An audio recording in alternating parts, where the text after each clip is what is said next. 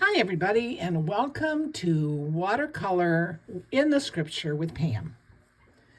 I want to start out this session by saying thank you. I joined a new Facebook group and I had so many compliments on this particular set of cards that I did for my grandkids that I wanted to give you a little background on how I got started on this and share this video about this very, very simple card. Those of you that have seen my card in this particular group are more than welcome to share them with your friends, to make them. This inspiration came with a yard ornament. I seen this metal yard ornament with a frog hanging, and I was kind of stuck what to make my grandkids for their cards for the month. And this is where the inspiration came from. But as with all my videos, I like to start out with the scripture. And today, I got thinking a little bit about sharing and doing good for others. And I looked at 1 Timothy 6, verse 17 through 19.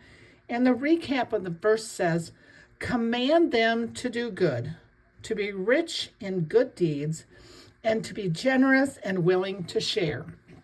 And I love to share God's word with you. And I'm so thankful that He has blessed me with the ability to paint and share that with others. And I am sure that all of you have some means, if you're watching this and you're learning how to watercolor, to share that talent with somebody. I got started with this with a friend, and she was making cards for her grandson with stickers. So you don't have to paint. You can come up with another medium to do it with. She did stickers, and she's in a group that I belong to, and I just thought that was such a great idea. I have 4 grandkids, and they're all teenagers, and I have been doing this for 2 years at least. And I'm going to be honest, there are some months that it is really, really hard to come up with something to paint for them. And let alone what to say in the card besides.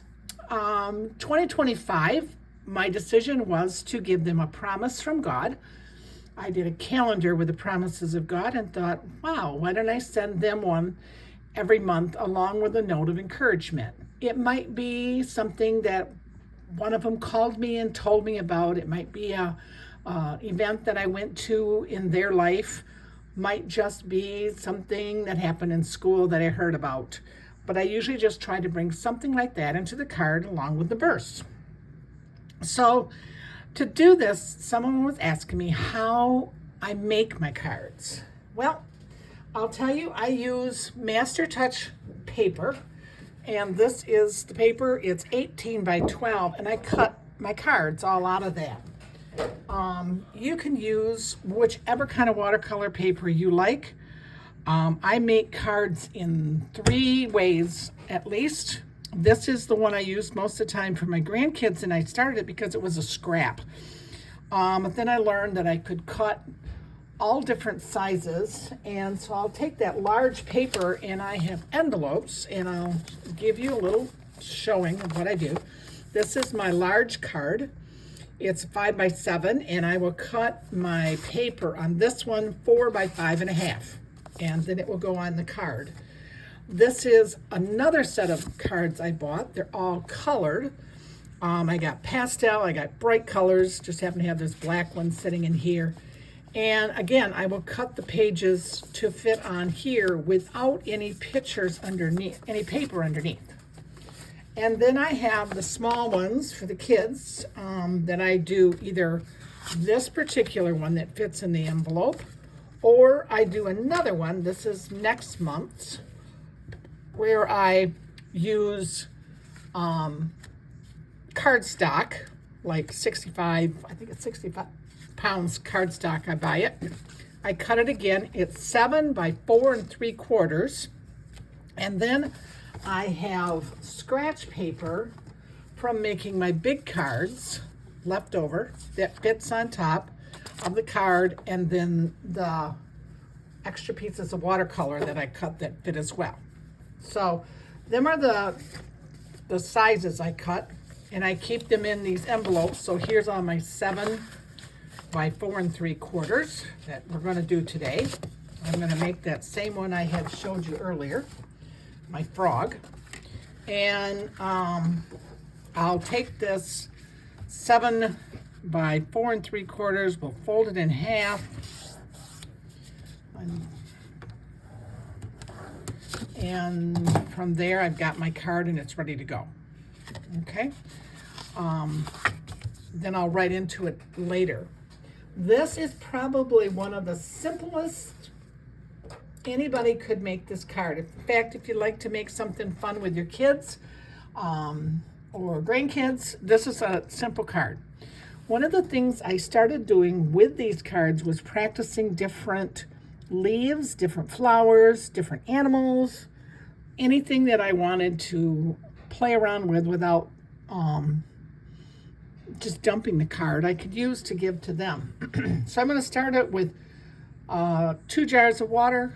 One's clean, one's dirty. The paint I'm going to use is Ming Ling. Sorry, I probably killed that. My green is Hooker green and yellow, and I mix a big pile of that. These are some other colors I did on another painting recently. I'm going to just use, I like the short-handled brushes. I have the longer handled as well, but I don't like the super long. This is a nice fat one. Just happened to be a Master Touch. It's a number 2 round. It's probably my biggest go-to brush. I'm going to activate that green. I'll do it right here in front of you. Green, I'm going to activate that up so that it's ready to go. I happen to have this color in a tube actually, and I made this green up this time. Green is a color I go through a ton of. I'll make sure I have a tissue on hand, and I'm going to just start by making the stem on there. And I'm just going to lightly try to go as thin as I can and just go down to wherever I want. That is the beginning. There's plenty of paint on this brush. I'm going to rinse some of it off so it's not quite so much. And I'm going to try, it's got to be wet enough so that it will spread with this brush. A bigger brush would probably give you a better leaf, but you know how they tell you this type of thing? And this is a great place to practice at. So you can practice putting some leaves. I have done all kinds of different ones, but this one it's a good muscle memory, learning how to get the shape on there like this. Okay? And I am not going to put a lot more into them. I might just, for right now, while they're still wet, add a little color at the bottom. I'd like it to move a little bit more. I'm going to clean up my brush and just kind of tap just a little bit of water, hoping that it will move up the leaf a little bit for me while we sit and wait. This particular flower is probably one of my favorite to do. I'm going to use pink, and again, it's on my palette here, and I've activated it. I want it to be relatively wet, as you can see. And I'm going to start out with 3 puddles. And I want to make sure I get puddles. You can see that I'm going to come back, and I'm going to then rinse out my brush in my dirty water. I'm going to go to my clean water. I'm going to just dip it in, and I'm just going to touch it on my tissue so I don't have too much. And you will see I constantly am turning my work. And I'm going to make the first petal. I'm going to rinse out my brush, go into the clean water, dip it, and make petal number 2. While it's still wet, I was going to do that on the first one. I'm going to come and I dipped into my pink again, and I'm just going to touch it. That's what I want the leaves to do a little bit more, which wasn't working as well. Now, before I go on to the next one, look at my leaves here. Seeing how they're getting that water line, I don't like that. So I rinsed out my brush, And I'm going to just kind of scrub that line away. I don't want to see that line. I want it to, and my water was too wet on there, and I can try to salvage the heavy, heavy lines on it. It helps a little bit. I like that better. Okay, clean my brush out again. Wipe a little bit off my tissue. This one's starting to dry on me, so I didn't want to go too long. And it's a little too dry. I'm going to put a little bit more water on my brush. And add the dab of pink. All right, now I think that the flower could use some back petals, and I still got that pink on my brush. I'm just going to lightly put a back petal back here just so it doesn't have to look the same, but it just kind of looks kind of cool when it's back there. Okay, I'm going to take my tissue and I'm going to cover most of my picture with my brush and my wet pink. I'm going to lightly tap down here and make a mess.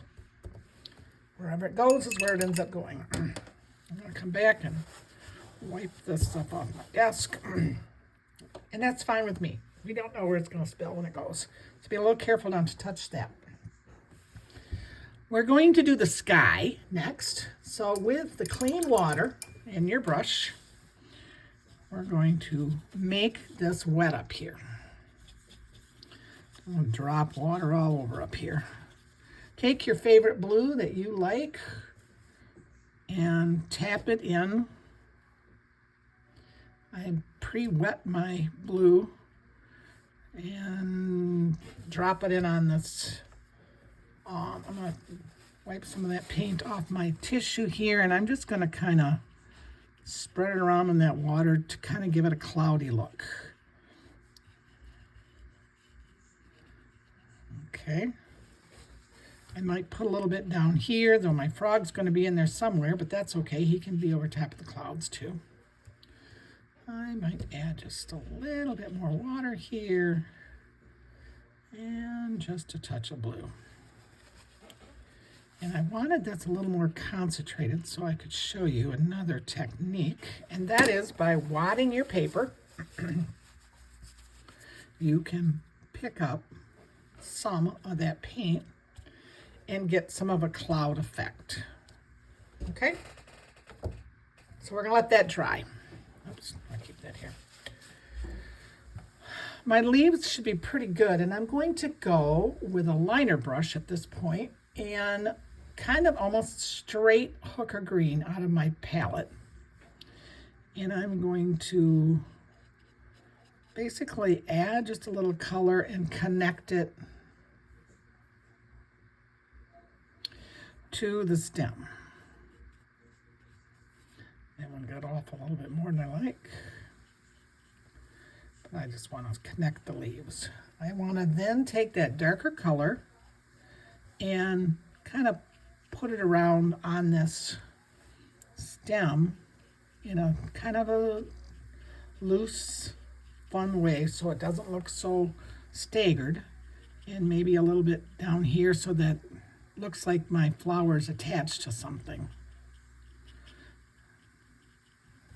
Okay. My flower should be dry enough. I'm going to dip into my pink again and just give it a little detail.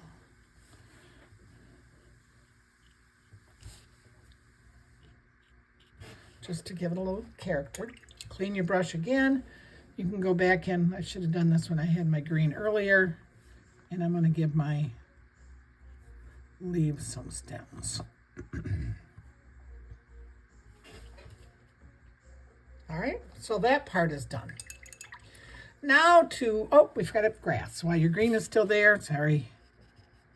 Put some grass here. I like to put a line, and then I like to just put water on it and make it kind of fade. I'll add some grass a little later when it's dry. Okay.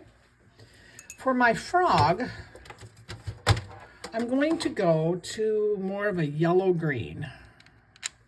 And I made some earlier. This is kind of a neon neonish green. Do whatever green you want your frog to be in. And I'm going to start with a basic circle.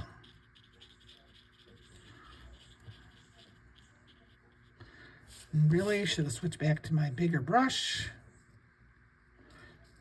but this one was in my hand. It's a little better to have. I'll rinse that one out and go back to my number 2 and make his body. You can come with your darker green if you want and just put a little shading to them. Go back into your lighter green and we're going to wiggle down those legs.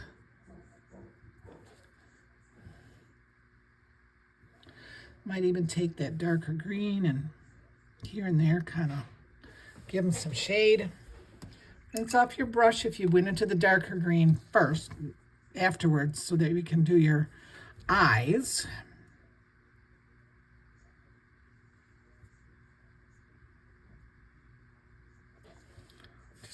So, and then I did his arms next to his eyes.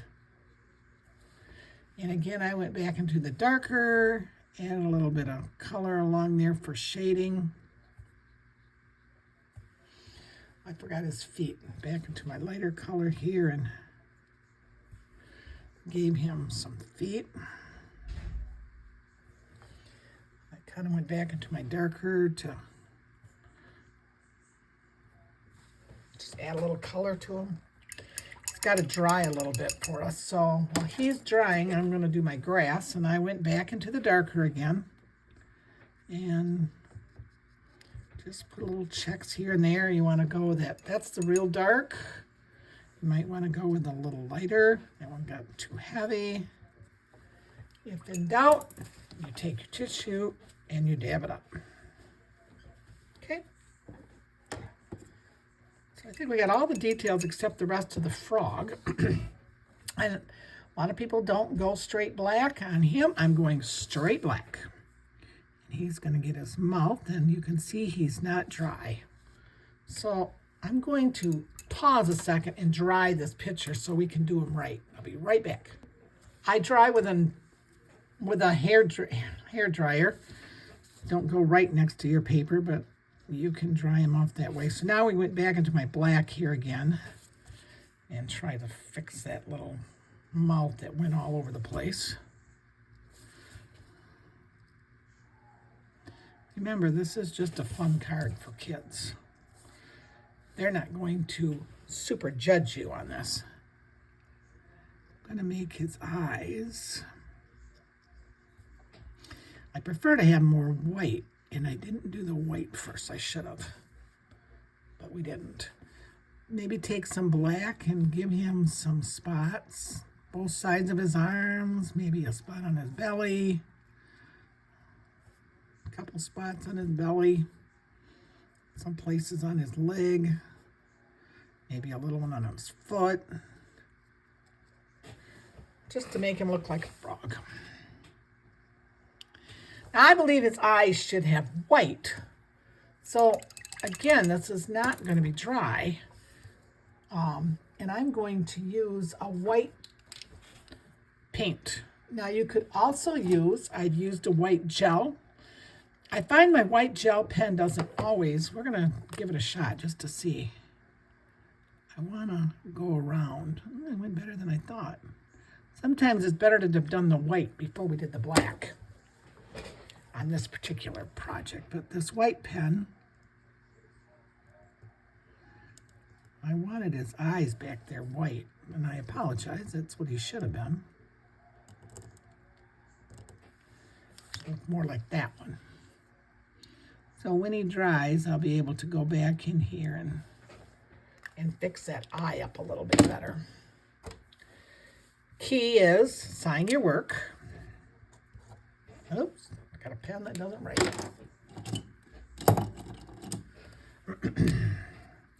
Now those pens that don't write, don't throw them right away, because sometimes they make great inking pens that you can do some line work with. Okay, now we're going to do the words. I use a light box. Don't know if you can see what this is, just a flat light. And on top of it, I have lined paper. Took this lined paper, I'll shut this off a second, and I made the lines darker, just so that I could see them. I took a ruler and lined them darker. On your lined paper, there's always a red line on this good old, I use that as my straight line, where I want the edge of the paper on either end. I'm gonna use that there. I'm gonna take my marker, I use micron pen, so he's lined up straight, and I'm gonna do my hang on. And I grabbed the pen that was dead again.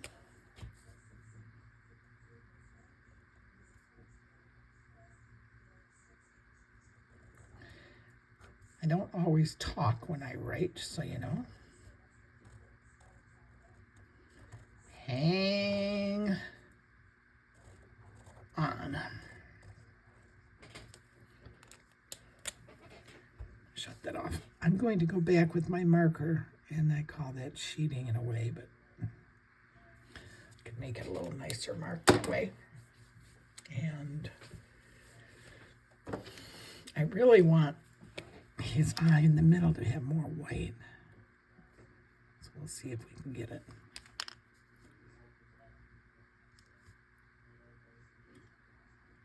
He's still struggling on that one until he's dry. But that is the hang on card. At that point, you can write your note.